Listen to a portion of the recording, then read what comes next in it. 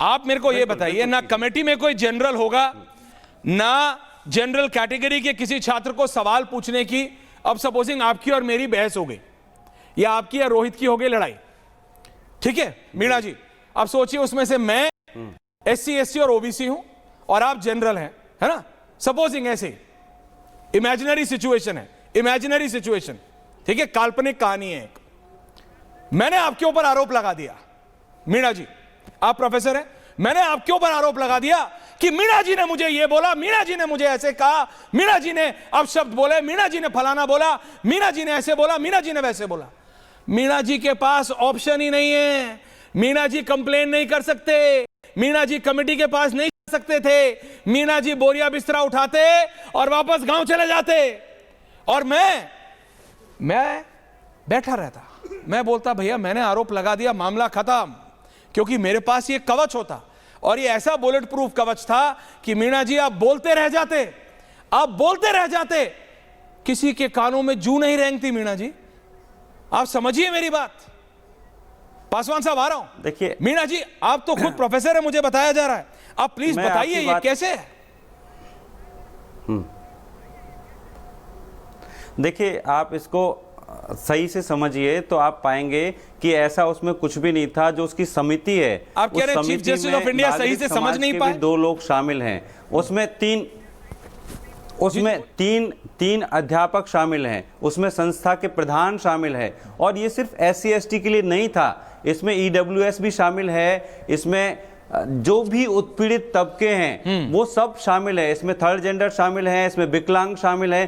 क्या आप उनके अधिकारों को लेकर चिंतित नहीं है? जो पहली बार विश्वविद्यालय में पढ़ने के लिए आ रहे हैं, वो किसी के बारे में क्या शिकायत करने के लिए आ रहे हैं? वो पढ़ने के लिए आए हैं, सब पढ़ने आ रहे हैं मीणा जी, पढ़ने के लिए जाते हैं। मीणा जी देखिए आप प्रोफेसर, शिकायत करने की मैं वहां पर जाकर के हाथ में 5 उंगलियां हैं, मैं किसी जनरल कास्ट को टारगेट करूंगा, उस पर हाथ में 5 उंगलियां, पांचों बराबर कभी नहीं होती किसी की। पढ़ने के लिए जाते हैं मीणा जी, ये एक अच्छी बात है, आप एक आइडियलिस्टिक वर्ल्ड में काम कर रहे हैं। पासवान साहब आ रहा हूं कि सब बच्चे स्कूल में पढ़ने जाते हैं, यूनिवर्सिटी में पढ़ने जाते हैं, आप प्रोफेसर हैं मीणा साहब जी, आपकी क्लास में शैतान बच्चे नहीं आए जी?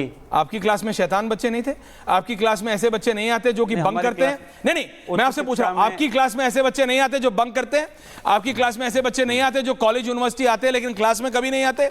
आपकी क्लास में ऐसे बच्चे नहीं आते जो कि हुड़दंग मचाते हैं? आपकी क्लास में ऐसे बच्चे नहीं आते जो कि बदतमीजी करते हैं? हर जगह होते हैं। आपके हाथ में भी 5 उंगलियां, मेरे हाथ में भी 5 उंगलियां, ये पांचों कभी बराबर नहीं होती, हर कोई एक जैसा नहीं होता। मीणा साहब आप एक आइडियलिस्टिक वर्ल्ड में, आप वैक्यूम में कह रहे हैं ग्रेविटी नहीं है, आपने वैक्यूम क्रिएट कर दिया, ग्रेविटी होगी कैसे?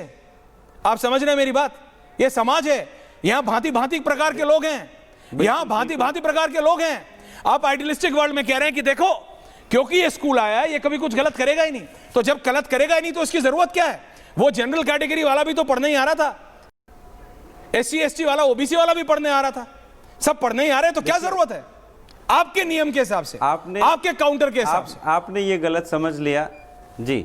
मैं तो सब गलत ही समझता हूं, आजकल दिक्कत ये है आपके जिससे सवाल पूछ लेता हूं वो कहता है गलत ही समझ रहे हो। नहीं, ये देखिए सबके बीच में आप उस मुझे आ रहा हूं, रेगुलेशन को पढ़ेंगे तो वो समरसता लाने के लिए है, वो किसी की नफरत फैलाने के लिए नहीं है, इस बात आप समझिए। और उसमें एक इंक्लूसिवनेस है, कितने सारे तबकों को जोड़ा गया है। कैसे इंक्लूसिव? अभी तक जो प्रावधान थे वो सिर्फ SC ST के लिए थे, क्या विकलांगों के लिए प्रावधान नहीं होने चाहिए? क्या थर्ड जेंडर के लिए बिल्कुल होने चाहिए? क्या EWS के लिए नहीं होने चाहिए? उन सबको शामिल किया गया है। थर्ड जेंडर बिल्कुल, तो वही बात है, ये मेरा पर्सनल व्यू है, बाकियों का अलग हो सकता है, दैट इज ओके, बट मैं आपसे ये कह रहा हूं, नहीं देखिए सबका अपना पर्सनल व्यू होता है। आप सुप्रीम कोर्ट की तारीफ कर रहे हैं आज, तो मान लीजिए थर्ड जेंडर भी होता है। नहीं, we have to agree to disagree Meena साहब, we have to agree to disagree. आप तो टीचर हैं, आप तो ये सबको सिखाते होंगे, एग्री टू डिसएग्री। जी बिल्कुल। फिर रोहित आपको काउंटर कर रहा है, मैं आ रहा हूं, सूरजपाल अमू जी को भी लाइए, आ रहा हूं। प्रोफेसर साहब रिलैक्स,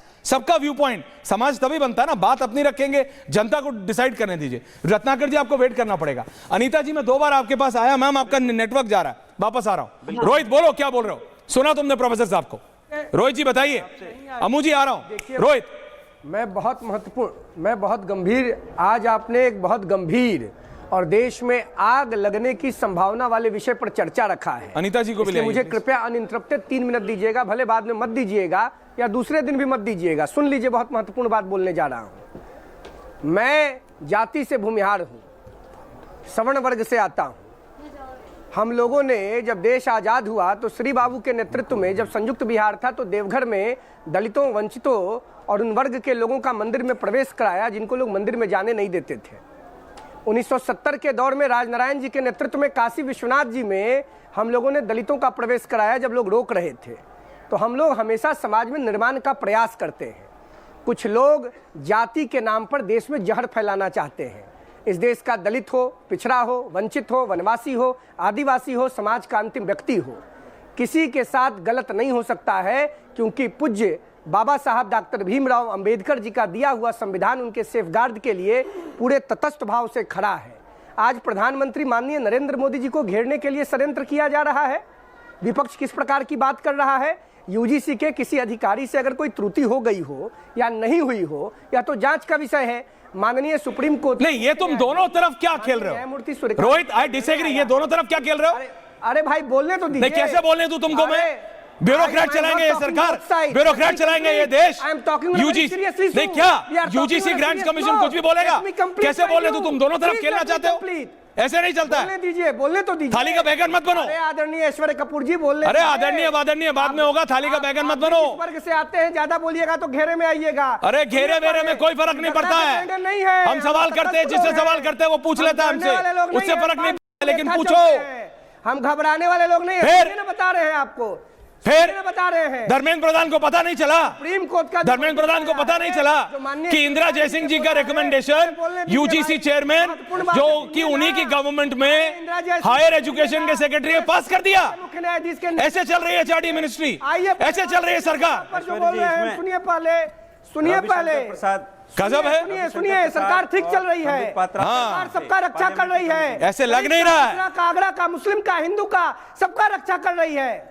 लग रहा है ना, लगेगा ना। ये ग्रांट्स कमीशन की रिकमेंडेशन बांट रही थी कि सबको साथ जोड़ रही थी? पर बोल के अनीता भारती जी नहीं ना बुलाएंगे। सोमनाथ जी आ रहा हूं, मन्ना करा ले अपने घर पर बुला करके। सूरजपाल मुझे आ रहा हूं।